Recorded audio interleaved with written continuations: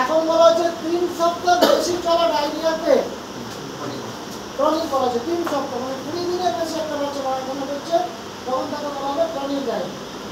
এই ক্ষেত্রে imidazole group দরকার হয়, মেট্রোনিডাজল, ফেনিডাজল দরকার হতে পারে। তার আগের ডায়রিয়াগুলো সবই অ্যাকুট ডায়রিয়া এবং সবই চিকিৎসা হয়েছে কোটাইমক্সিজল। তারও যদি কোটাইমক্সিজলের অ্যালার্জি থাকে তাহলে শিখেছে।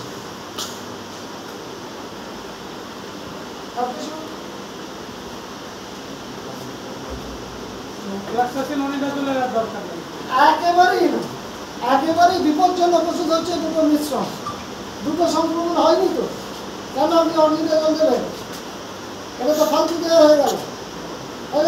আর অফ্লোক্সাসিন বাচ্চাকে দেবেন কেন? 12 বছরের নিচে দেওয়া নিষেধ। তাহলে ওদের দেখে দেখে দেবেন, কোনো কাজ নেই, একেবারে ফালতু।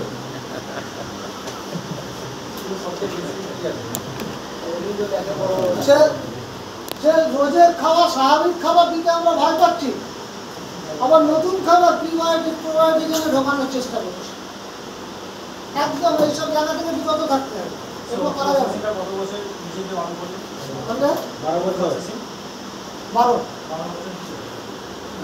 12 বছরের নিচে ফ্লুরোকুইনোলোন দেওয়া নিষেধ।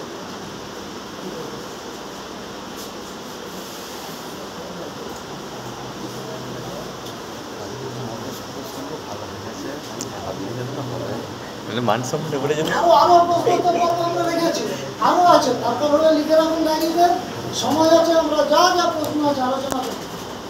এবার যেটা হলো শিশুদের শ্বাসকষ্টের সমস্যা।